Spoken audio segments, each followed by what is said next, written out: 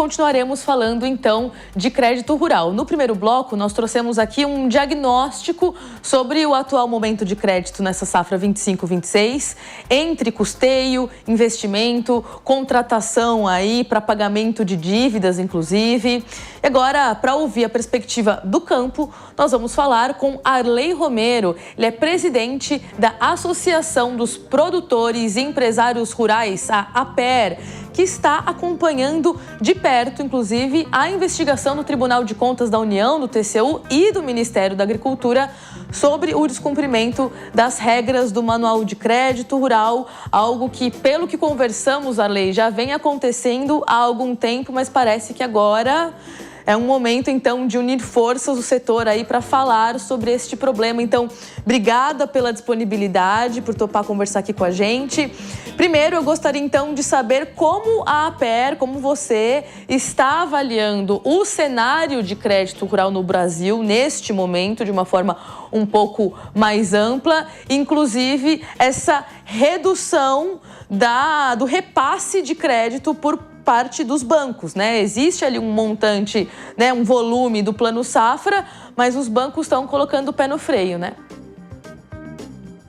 Prazer falar contigo, Mariana. Muito obrigado pela oportunidade, pelo espaço. De fato, na verdade, essa dificuldade de acesso, essa redução da disponibilidade de crédito para o produtor rural, não é de agora, já vem de longa data, né? A gente tem o costume de acompanhar a divulgação dos planos safras a cada ano, sempre com a informação de plano recorde, mas na ponta nunca chega aquilo que é anunciado.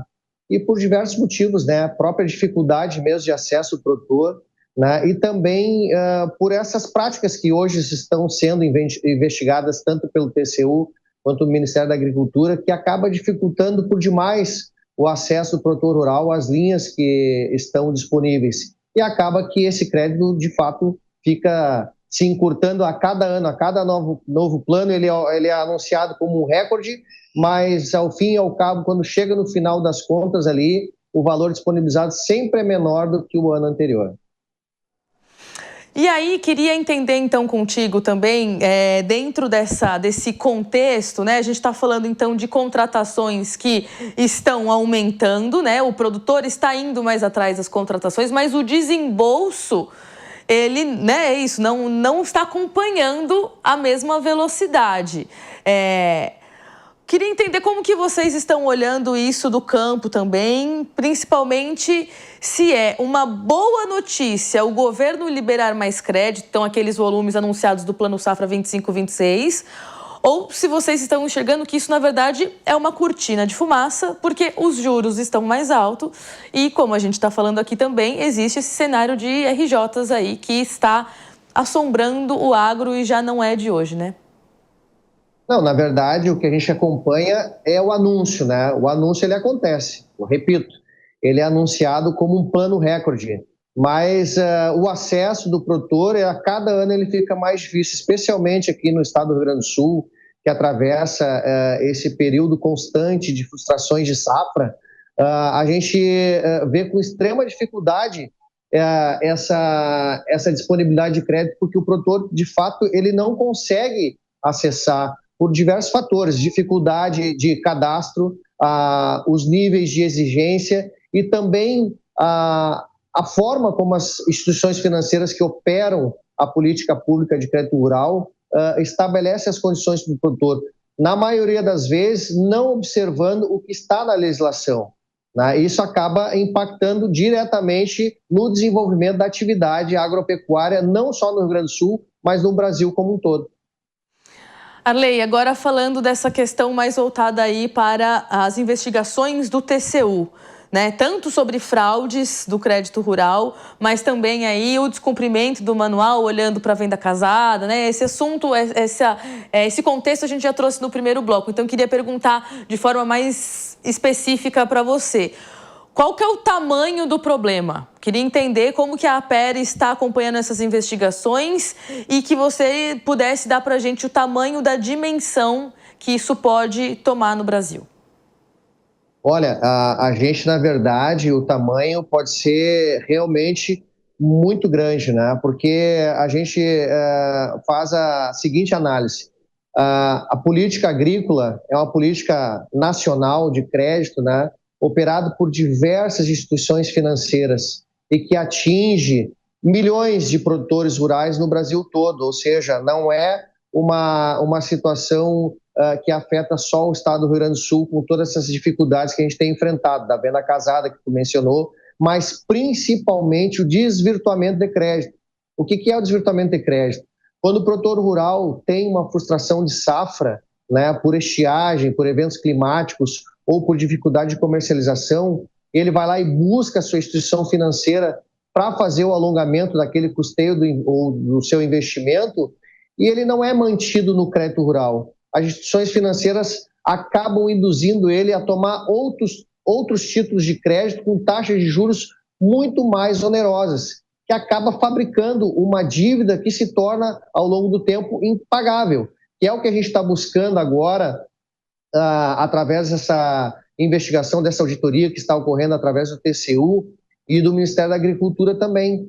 A gente espera que, ao final desse processo, a gente consiga identificar e confirmar esses problemas que a APER vem denunciando já de longa data, e que aquelas pessoas que, porventura, tenham participação ou tenham se omitido em relação a isso, sejam responsabilizadas, né? Porque só aqui no Rio Grande do Sul, a dívida no sistema financeiro, unicamente no sistema financeiro, está acima de 72 bilhões de reais. E grande parte desse endividamento, a gente não tem dúvida que é por desvirtuamento de crédito, né? É por venda casada, é por descumprimento do Manual de Crédito Rural, e dá direito ao produtor rural de fazer o alongamento da dívida em caso de frustração de safra.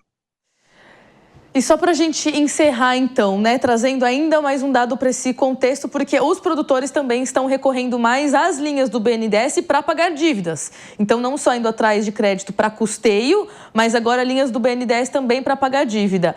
Como que você está avaliando essa situação do ponto de vista de RJs para a safra 25-26, diria até 26-27? Vocês aí dentro da APER acreditam que isso pode se agravar? A tendência é que se agrave, mas isso é uma irregularidade, né? Que a gente acompanha e também faz parte dessa denúncia, né? Que todo e qualquer crédito rural ele tem que ser empregado na atividade rural. Portanto, a instituição financeira não pode induzir o produtor rural a pegar uma linha de crédito rural para quitar uma outra dívida de crédito rural. A dívida de crédito rural ela tem que ser paga com produção rural, e não é o produtor se desfazendo do seu patrimônio, vendendo a sua máquina, vendendo um pedaço de terra, ou muitas vezes endividando um outro ente familiar para pegar uma outra linha de crédito rural e pagar aquela que está vencida. Isso tem um nome popular que se chama de mata-mata. Isso não existe, é irregular, mas acontece diariamente nas instituições financeiras. E é uma das denúncias que a gente está encaminhando através do TCU e do Ministério da Agricultura também. E a gente espera que isso seja resolvido, porque a gente tem que definir uma questão, né, Mariana? O Brasil tem que definir de uma vez por todas, né, se a atividade de produção rural é de interesse da União ou não. A gente não tem dúvida que é, né? E a gente tem que dar atenção e o cuidado para esta política, para justamente um setor que é tão importante e estratégico para a economia do país como um todo, se manter e ter a atenção devida, ter o investimento necessário para a gente poder gerar esses números que são fantásticos. E com toda essa dificuldade, o Brasil apresenta os números que apresenta anualmente, mantém o superávit da balança comercial, gera muito emprego, muita renda, tributos, ou seja, agora imagina se a gente tiver a atenção devida do poder público, executivo federal e legislativo federal, porque nós temos 2 projetos lá no Congresso Nacional que podem auxiliar muito o produtor rural, que é o PL 5122 e o projeto de securitização também, o 320, que estão no Senado, estão lá parados. E a gente precisa que esses projetos andem e sejam aprovados para definitivamente o produtor poder ter condições de se concentrar naquilo que ele sabe fazer e faz muito bem, que é produzir e colocar alimento na mesa de todo brasileiro e de grande parte da população mundial.